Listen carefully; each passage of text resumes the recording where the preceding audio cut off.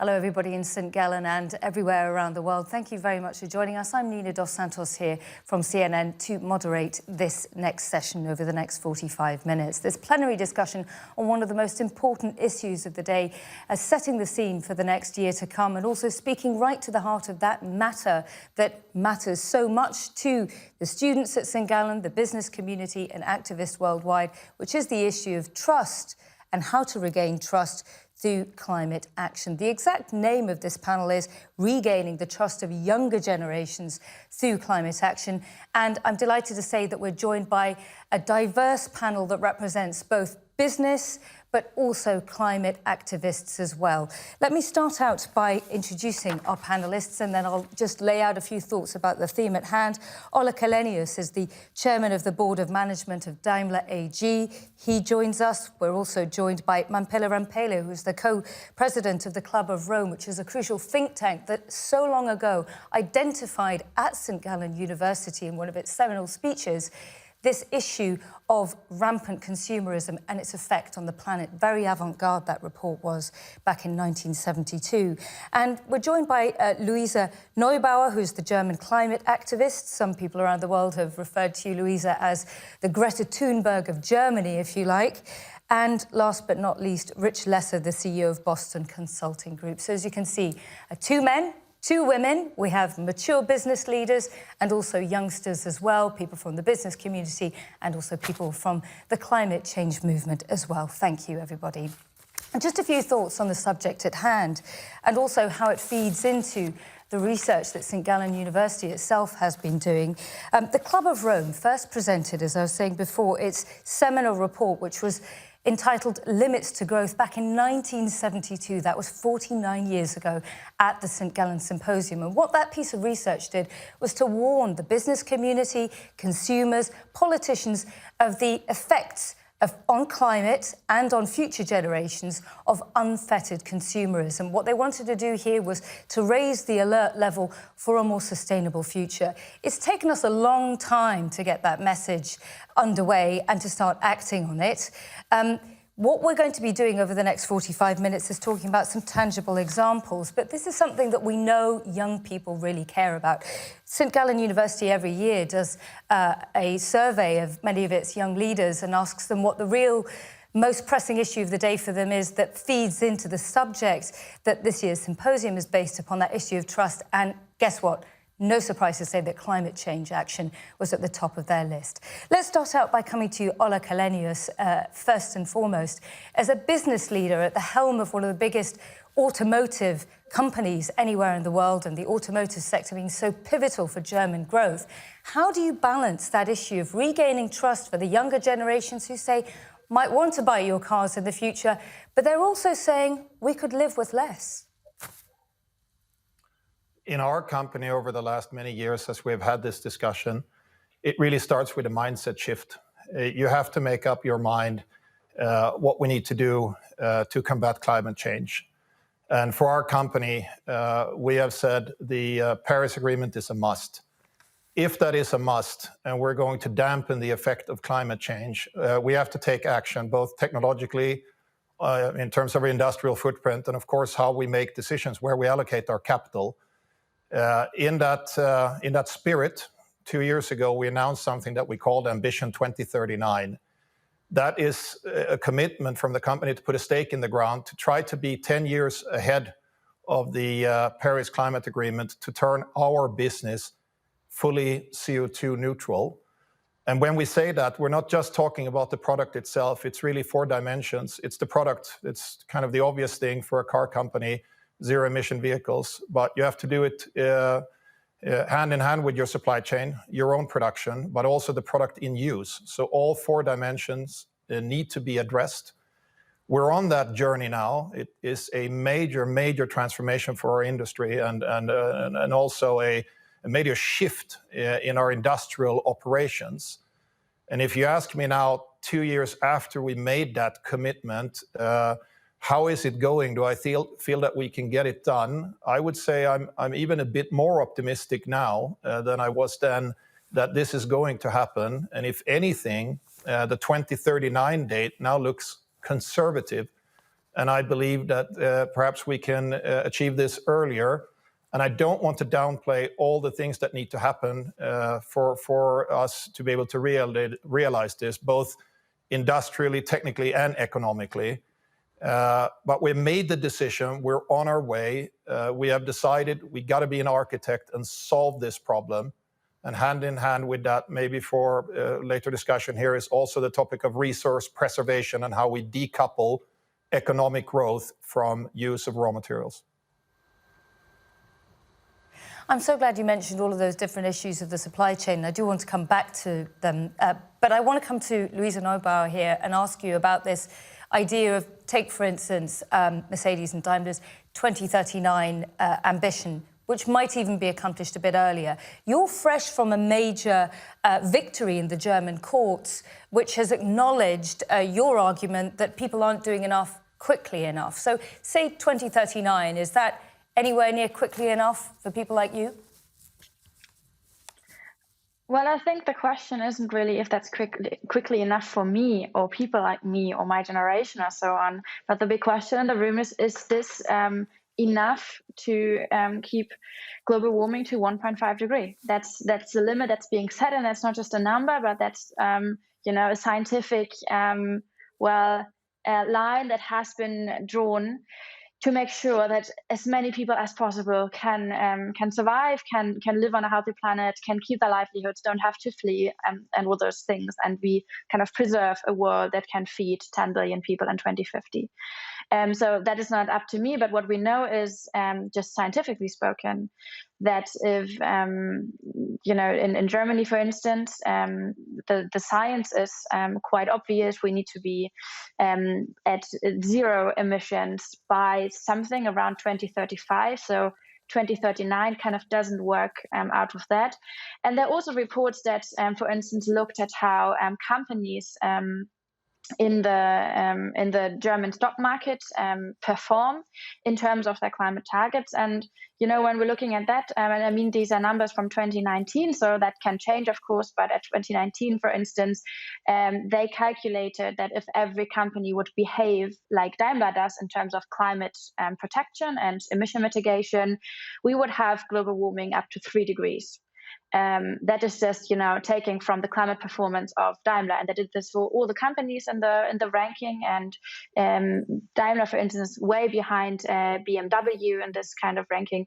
So I think the numbers here, it's not up to me to judge any kind of performance, but we look at the numbers. And what we know in the climate question is companies and governments have turned into champions in green marketing, and numbers are being fitted around with they just look incredibly beautiful. But molecules don't lie, and ecosystems collapsing also don't lie, and the whole thing won't work out if we don't get to the real action, to the honest action, to that level of transparency that is needed, and this level of honesty that is needed. So of course right now we are not we have a major win, but we have no major climate action that is being taken to respond that yet. Thank you very much, Luisa. Mamphela and Ramphele, obviously all of this will require various different stakeholders coming together and throwing their weight behind it and finding solutions that, have an interconnected nature, if you like. You have an interesting perspective on this because you've been both a politician, an activist, a businesswoman, you're a medical doctor, I believe, and now you're the co-president of the Club of Rome, which had such an avant-garde attitude towards spotting this problem so many years ago. Your thoughts there on how, obviously, this won't work unless everybody's in sync. And also on that topic that Luisa was sort of referring to, this idea of greenwashing. You made mention of the fact that the Club of Rome was way ahead in sounding the alarm, but human beings didn't listen. And the position the Club of Rome now takes is that for us to be able to meet the ambition that we should all have of sustaining well-being for all and a healthy biosphere, starts with changing the way we understand how to be human in the 21st century. We cannot meet the ambition of well-being for all without changing in a very fundamental way. Each one of us has to be conscious that our daily consumption patterns, our lifestyles, everything we do contributes either to a sustainable well-being world or not. The same thing with our relationships to other people and the relationships to nature, that is the life-giving force. So I believe that we have a wonderful opportunity in this post-COVID era. We have seen that what matters in life is life itself. And for us to be able to give a chance to Mother Nature to regenerate itself, we've got to raise our level of ambition, starting with each one of us. Now, I'm very grateful to hear that Daimler is taking care also of the supply chain, because my concern is that as countries and companies like Daimler and Elon Musk and his companies, when they decarbonize, they don't actually look at the knock-on effects. Those batteries, where do those rare earths come from? At what cost? We know they come from the Congo Basin, for one. And the cost is child labor. So we all have to recognize that each one of us has to fundamentally be prepared to change the way we are as a human race. That's why for us as the Club of Rome, a new emerging civilization is what is required. Not a little bit here, a little bit there, but a comprehensive mindset shift and a move to a human civilization that is in harmony with nature. Thank you very much, Mamphela Ramphele. Rich Lesser, it's very interesting to hear now already two of our guests talk about this issue of supply chains.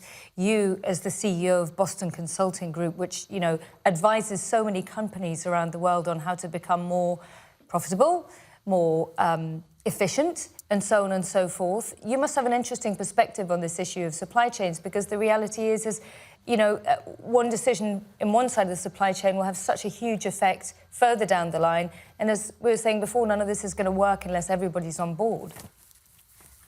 Nina, I couldn't agree more with you. This topic on supply chain is one of the most interesting, and I think one of the most encouraging in our fight to bring down emissions dramatically. We've been partnering with the World Economic Forum for multiple years on climate-related topics. But of all the work we've done, I think this work on supply chain is among the most important. And let me just quickly try to bring it to life. A huge part of global emissions challenges come from these very hard to abate sectors, whether it's steel or cement or aviation or shipping. And if you look at those sectors and what it will cost to decarbonize them, it's extremely expensive. And we need to get on with it. That's not saying we don't need to move on it, but it will be expensive and it will have many challenges. But if you flip the lens and you look at it from a supply chain angle, what you discover is that actually the costs are less than you might think. And so let me just give a couple examples. If you take apparel and you take a pair of jeans to make net zero is about €1 increase on a pair of jeans, 2 to 4% increase. It's still a lot in many parts of the world. An extra €1 to buy a piece of clothing is not inconsequential. I'm not minimizing it, but it feels more affordable to think about it in that way. If you take an automobile, take what we think will be a typical car in 2030, to make a net zero typical car in 2030, we think will cost about €500 extra on a €30,000 car. And if you say, how could that be? How could it only be €500? Because the steel is more expensive. So is the aluminum, so is the battery. But actually, when you look at the total cost of a car, those are only a small portion of the total cost base. So even if they go up substantially in price to the manufacturer, the end cost to the user is still a small percentage increase. And so the challenge, of course, is that's an immense management problem to work through. You have to track emissions at every step of the value chain. You have to be able to make judgment calls of how you're going to make that work. Will your customers pay more? Will governments provide support to make sure it happens? For the upstream producers, they need to know if they make these very big investments, that their downstream customers won't take their business to another part of the world that doesn't put those pressures on manufacturers. So the last thing I want to do is make this seem like an easy problem, because it isn't. But when you take a supply chain lens, you can get much more optimistic that there is a path to get there. It is expensive, but it is not unaffordable. And it takes this intersection of ambitious business, supportive government to put in the foundations to be able to make this possible, and then changes in consumer behavior, exactly as we were just discussing, to recognize how much a sustainable way of living has a dramatic impact on the world. Put those three things together, we can make a lot of progress quickly, and we need to make progress faster than we've been making it. Just briefly, thankfully, we're getting a lot of questions, actually. They're starting to come through. Thankfully, all of you who are watching online and also in St. Gallen are sending in your questions. And Rich, China comes up time and time again. You talked about those supply chains, whether it's a pair of jeans or a car, whose steel is made, say, for instance, in China. Different parts of the world have different environmental regulations. They have different environmental priorities. And the supply chain, for that reason, obviously, can have weak spots when it comes to tackling this issue. When you're advising your clients, how strongly are you able to get that message across? Well, first of all, I find the supply chain logic encouraging when you think globally rather than discouraging. Almost every leading global business is now sourcing parts of their products from all over the world. If you depend on each individual country to set the right ambitions, it's very hard. We're watching how hard it's been since the Paris Accords in 2015 to get the governments of the world to align. They can do better. I'm optimistic about COP26 making progress, but let's not kid ourselves that it's going to solve everything. But when a leading global manufacturer, whether it's an apparel company, whether it's Ola and his team at Daimler or others, looks at their supply chain and they set common standards around the world, and they fold that into the choices they make on which suppliers they source from, what they're ready to pay, the metrics they expect to be tracked. Suddenly, even in countries that may be less ambitious, many of their suppliers will need to upgrade their capabilities in order to support their global customer base. Again, I'm not trying to portray this as a panacea. We need a lot of work on many vectors, including governments around the world. And the China announcement about 2060, which is too far away, but is a big step forward. And the way they put it into the 5-year plan for this cycle, I think we're seeing movement in different parts of the world. We need to see more movement, there's no question. But the supply chain logic should help to accelerate global progress rather than depending on each country as an island to make its own choices.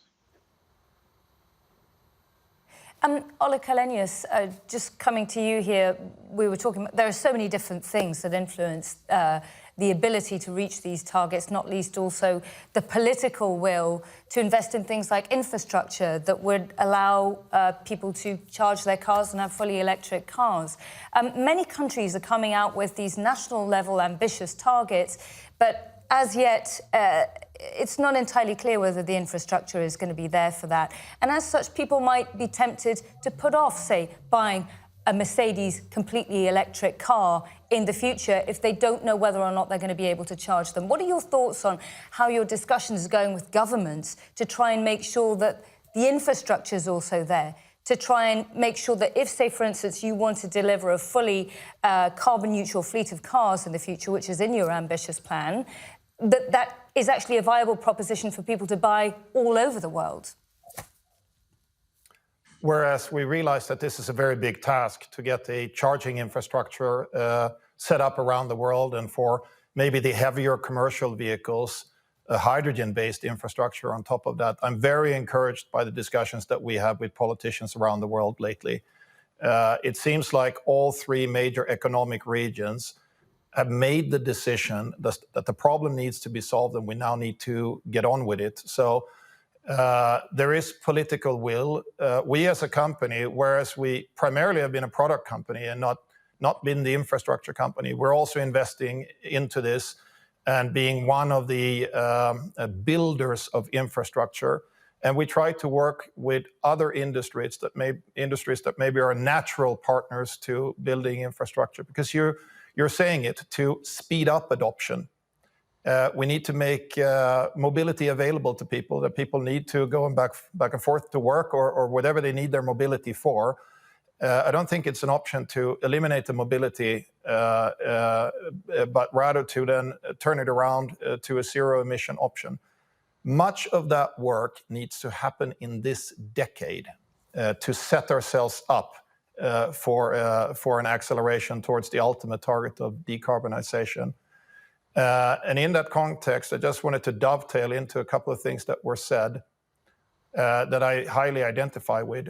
With regard to the supply base, we have in the meantime gotten roughly 3/4 of our supply base to sign up to this path to zero as well. It's not 100% yet, but if I only look back a couple of years ago, there were no hard committed plans for this. Now we're getting there. And another thing that I think we need to focus on, and I think that was also said and made as a point, we need to measure this.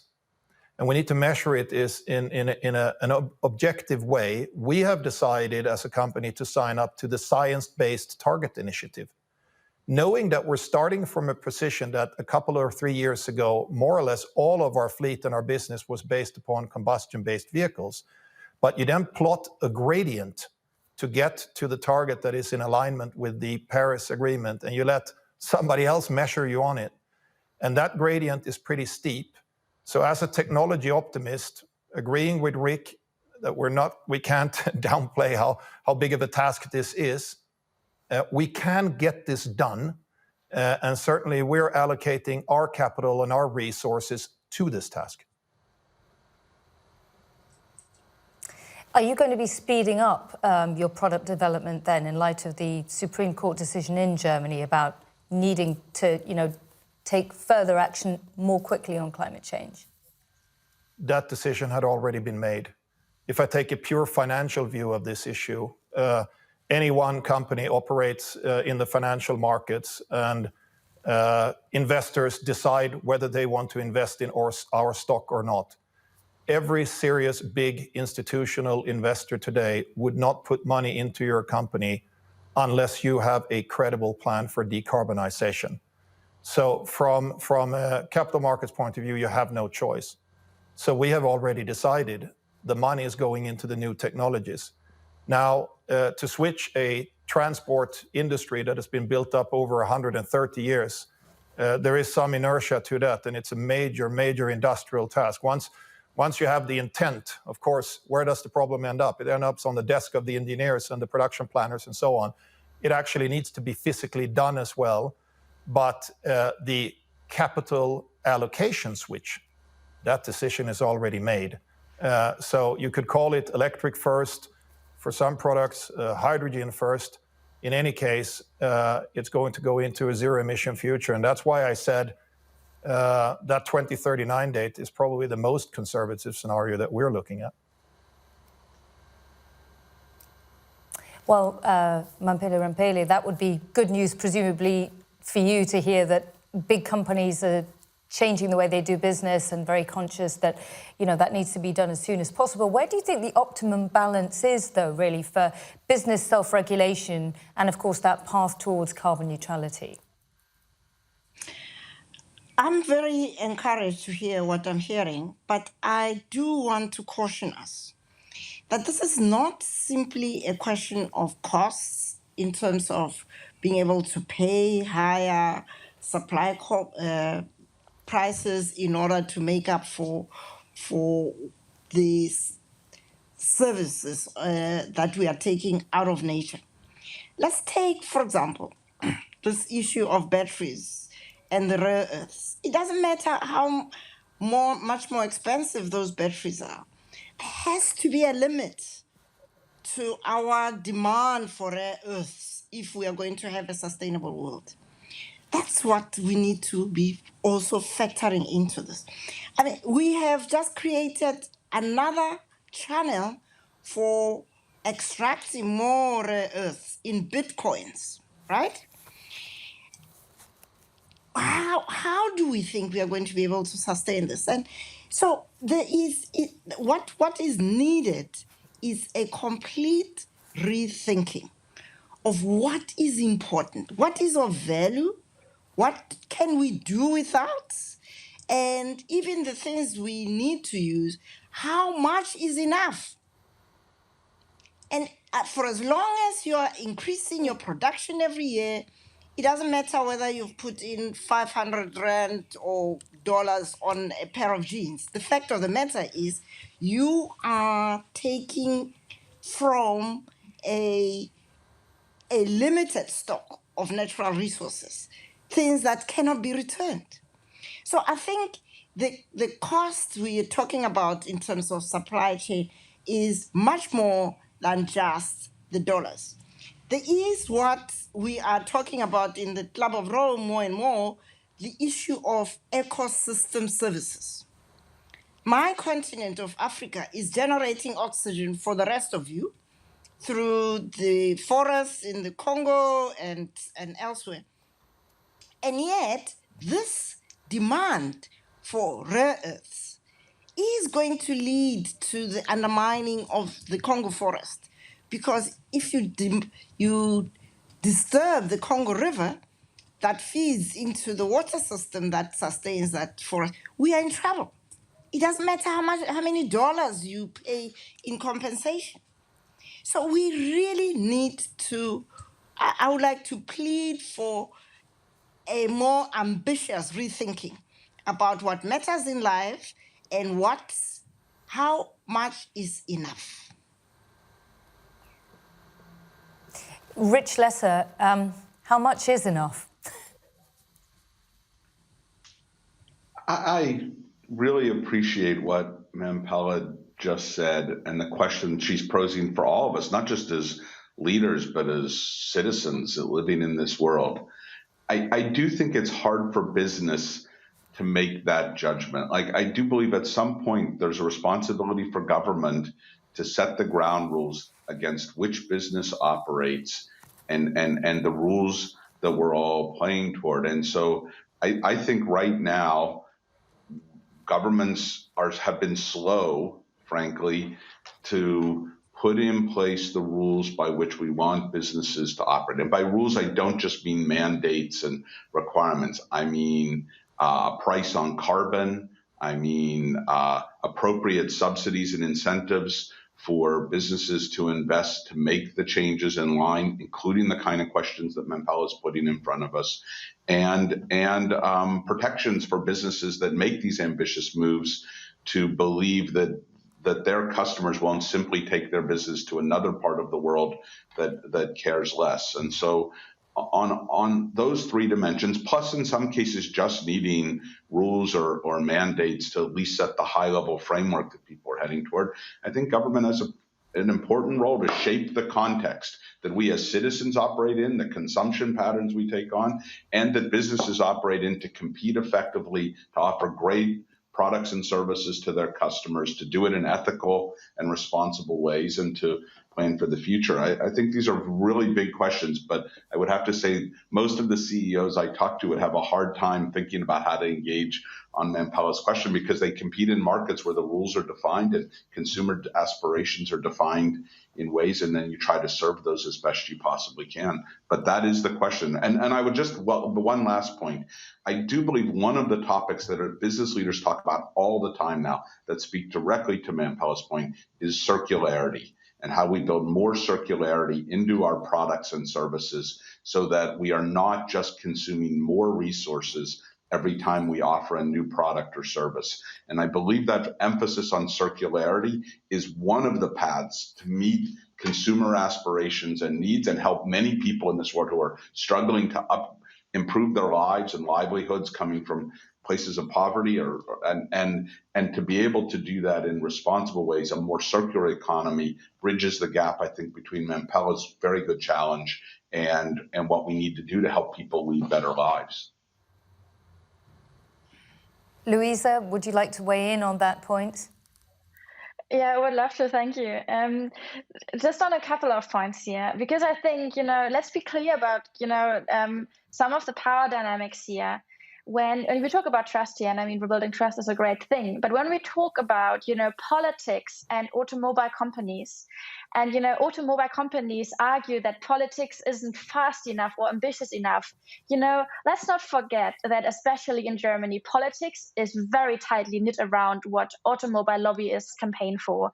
And we know that also works on a European level incredibly good. We all remember what happened with VW and the diesel scandal. So we know that automobile companies and their lobbies are very well aware and very well capable of influencing politics to a degree that we wonder sometimes, who's actually governing us. And we also know that in Germany, especially, the traffic sector is incredibly far behind any kind of climate ambition.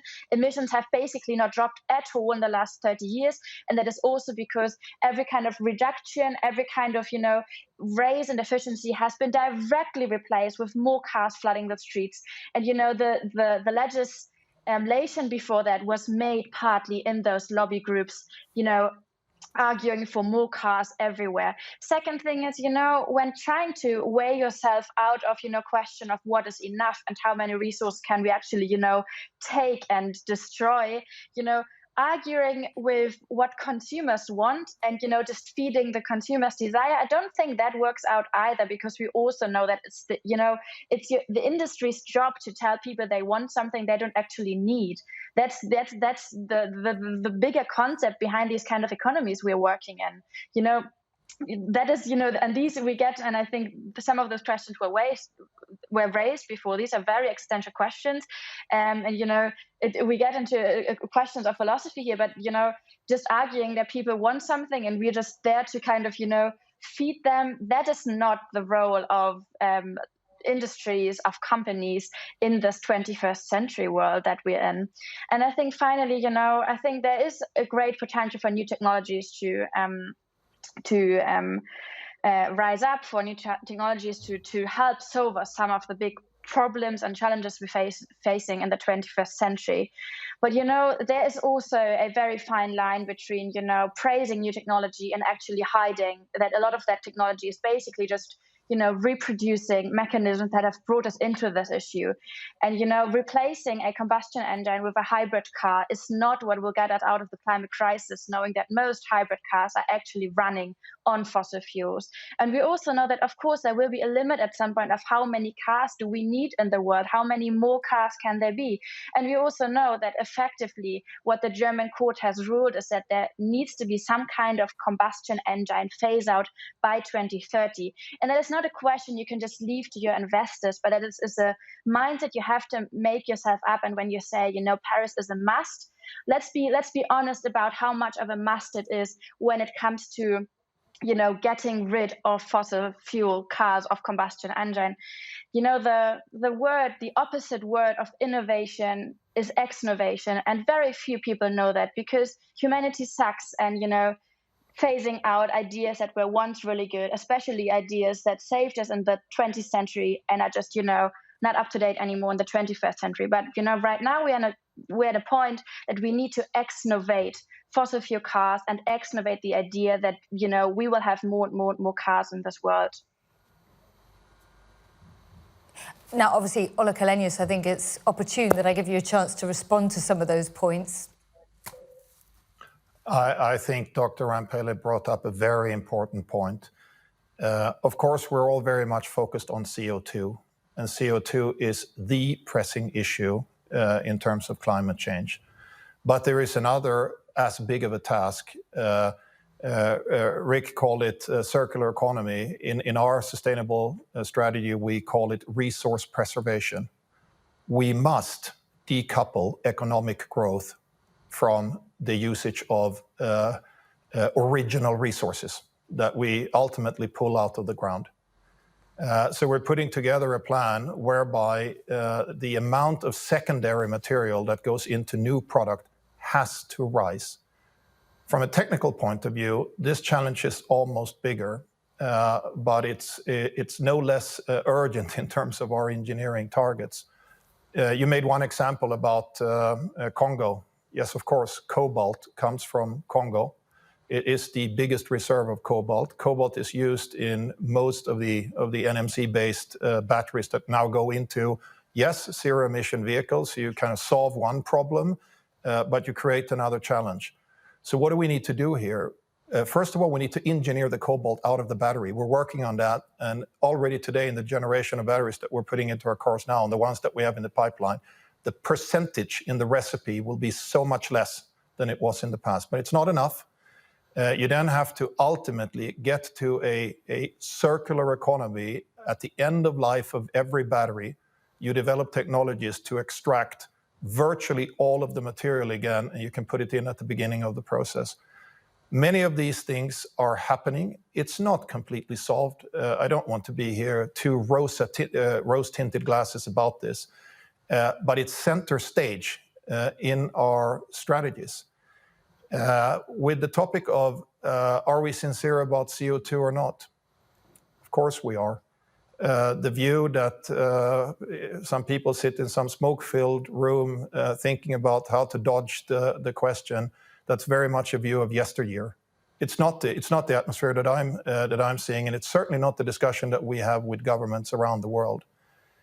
We will significantly increase our ramp up of zero-emission vehicles, both electric-based, battery electric-based, and then on the heavier commercial vehicles where it's about transporting goods, also looking at hydrogen-based solutions. And in this decade, technologically-wise, portfolio-wise, you will see virtually a complete shift of the Daimler Mercedes portfolio towards these new products. Now, to get the adoption working is what you mentioned before. We got to get the infrastructure working hand in hand. We got to synchronize this so that we keep the ability for people to move alive while we're going through the transition. And a third piece that we haven't addressed, it's maybe a whole show of its own, is it only also makes sense if the original energy source that we then use to propel these vehicles is fossil-free. So it would not make any sense to make electric vehicles and then burn, let's say, natural gas to produce electricity to drive an electric car. That's not the solution here. So that third leg of the stool is the energy sector, where we need to basically get off of fossil fuels altogether in these next decades to come, for every industry, not just transport, everything we do. I'm so glad you raised that point, because that was one that was importantly on the list. I'm very aware to all of our participants that we're coming towards the end of the panel, and I want to make sure that I get a few of the last questions in from people who've been kind enough to send them through. And we've had one that really speaks to the issue of the day and the intergenerational conversation that St. Gallen is so famous for. I'm going to read it verbatim here. Self-interest drives the quote-unquote in my lifetime span is different if you're 65 or say 25, like you, for instance, Luisa. So how does the promise of the former earn the trust of the latter? Rich Lesser, I suppose it might be good if you took that one. I really think that the role that the younger generation has played in stressing the importance of this issue, in speaking loudly, and doing it in public ways like Luisa has done, but I see it inside my own firm, and I talk to so many other CEOs who hear it inside their own firms, is a very important role. I think we all have a responsibility. When we talk about a multi-stakeholder orientation that I think CEOs more and more today recognize, talking about their purpose, talking about how they're responsible not just to their shareholders, but to their customers, employers, society, and the planet. One of those key stakeholders is the generation to come. And I think that the emphasis that younger people today are placing on keeping that front and center is important. And I respect the impatience that it sometimes feels like it's taking longer and not going as as quickly as it should. And I think that we should feel pressure. And at the same time, as business leaders, then ultimately we are accountable to do our best to move things forward, to represent the societal impact as one of the core elements of what we're driving toward. I think that's what it means to be a leader in any part of society, including in running a major business. Mamphela, Ramphele, what do you make of this subject, this idea of, for so long people have been able to promise their children and their grandchildren a better life, and now we've got this disconnect in trust, this idea of things aren't necessarily going to get better inside my lifespan, because what we're talking about here is, yes, regaining trust through climate action, but it's also about addressing inequalities as well, isn't it? Absolutely. I happen to have the good fortune of having been the 25-year-old that shook the foundations of my inequitable and racist and retrogressive society 50 years ago. Very important for young people not to wait for the 65-year-old plus to build trust. They must demand trust. They must demand trust of themselves by living lives of integrity. There was mention made here about consumer aspirations. As Luisa has correctly pointed out, these are manufactured aspirations. Cell phones, you get reminded that please upgrade. Why? Why must I upgrade my cell phone? Because we are still addicted to economic growth. That's another term that came out. The limits to growth message has not yet reached companies, and it doesn't need governments to make companies come to terms with the fact that they must measure what really matters, which is well-being. Yes, they have to have sustainable businesses, but the addiction to growth, and every year they must show more and more higher and higher numbers, that's what's driving the unsustainability of our planet. And so I really believe that young people must keep pushing the boundaries, and my generation must think about their grandchildren and great-grandchildren and change our consumption patterns. If we, all of us, work on this issue of adopting a sustainable lifestyle to emerge out of these emergencies that we have brought upon ourselves, then every day that I change my consumption patterns, I am contributing ultimately to sustainability and to building that trust.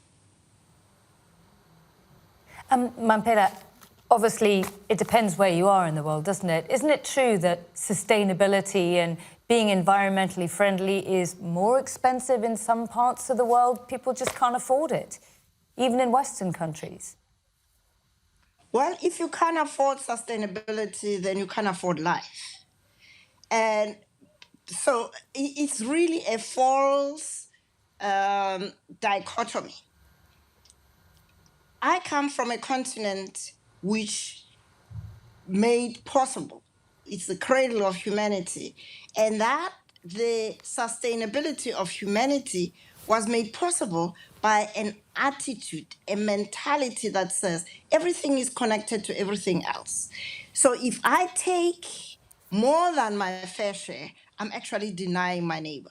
So Ubuntu for us, which is the life philosophy of Africa, which unfortunately even our political leaders don't live, but if you were to live that, ecological scientists are telling us that we can, in fact, live within the envelope of this one planet. We're not going to get the 7 planets that will be needed for every human being to reach the sustainable development goals using the ambition we have of the levels of consumption.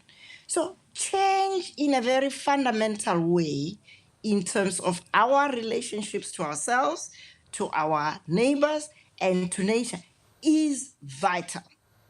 And the sooner we get onto that pathway away from manufactured consumption aspirations and this perpetual chasing after growth, and go back to basics. Focus on well-being for all and a healthy planet. That's what's going to make us go through. I just want to ask our guest, Luisa Neubauer, just lastly, before we wrap things up, whether or not you're hearing the kind of urgency, now that, of course, it's finally the world has acknowledged that there is a climate change emergency, whether you're hearing from this panel the sense of urgency that you have campaigned for so far. And also the other issue being, you come from Germany, you've made a big impact in Germany, but obviously different countries around the world are able to prioritise environmental issues in different ways depending on their economic makeups and trade patterns and so on and so forth. So what kind of example can people like you set to other countries around the world where there is only a nascent climate change movement? Well, I think on your first question, just let me try to be brief here. What we see is urgency in language, and that is good on the side that, of course, big changes start with discursive changes in rhetoric, changes in the way we talk about things. But of course, words cannot replace action. And when we just look at the numbers, when we look very clearly on the commitments being made so far, we look that neither the commitments by countries nor the commitments by industry are, anywhere near enough to what needs to be done scientifically spoken.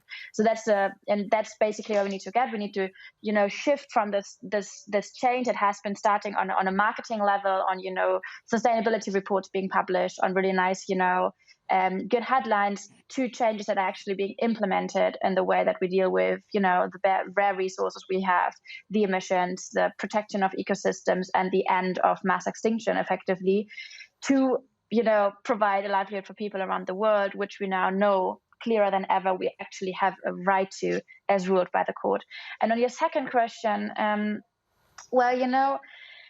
in Germany, we are very privileged in many ways because we are a rich country. We can, invest in different dimensions, but also it's because many of the impact of climate change, we don't feel as directly. We see that our woods are dying and our soil is, getting more degraded, but very few people here are fearing their lives and so on. This is different in other parts of the world, so I would turn it the other way around. I think we have a lot to learn from people who have been coping with climate disasters for centuries, even, who are way before us when it comes to inhaling a sustainability and understanding that the environment is not a issue, but it's the foundation of life. And, the climate doesn't have a crisis, but humanity has a crisis. And, there won't be any foundation for industries or economies either if we destroy what, keeps us alive. So I think, other parts of the world are much faster there. But of course, we have a historic and present responsibility to be much faster, much quicker in emission reduction, because the climate crisis is also a German product. We exported so many emissions around the world. So we need to really level up here and understand that, it's our issue, and it's about saving humanity effectively, saving people everywhere, saving businesses as well, when it comes to the climate crisis, which is, our thing. And as long as a life, like a sustainable life, is more expensive than an unsustainable life, something is wrong in the system, because we shouldn't normalize destroying what keeps us alive. Yeah. Luisa Neubauer, thank you very much for that. And that obviously a crucial point of view, given the fact that Germany may have green representation in its government at some point in the future. I just want to ask each one of our panellists, before we go, in a simple yes or no, do you think that trust can be regained with the younger generation through climate action? Ola Källenius, yes or no? Yes, but let the actions speak. Let us do and then measure us on our actions. Ramphele? Absolutely. We can rebuild trust, but we've got to do it every day by changing the way we think and act. Rich Lesser? Yes, I fully align that it's all about action. I do think there'll be an impatience. The magnitude of the change is hard and will not go as fast as a month, but I think at least by taking action, we can we can start to at least regain some trust on it's clearly challenged right now. And Luisa Neubauer. I would say right now there are very few reasons to trust, just because we somewhat inherited a world where everyone tells us we can be everything and become everything. And when we look closer, we identify that we are in the sixth mass extinction and the midst of a catastrophic climate crisis. So, and that has been ignored for quite a while by too many. But I think we're the first ones to, to be excited about regaining any trust. But what we need is real commitment there, I guess. Well, thank you very much to all of our panellists today. Just to recap, Ola Källenius of Daimler. We're also joined by Luisa Neubauer and Rich Lesser from Boston Consulting Group, and Mamphela Ramphele, the co-president of the Club of Rome. Thank you very much, all of you, for that broad discussion, and also thank you very much, viewers and students and participants in St. Gallen and around the world, for watching.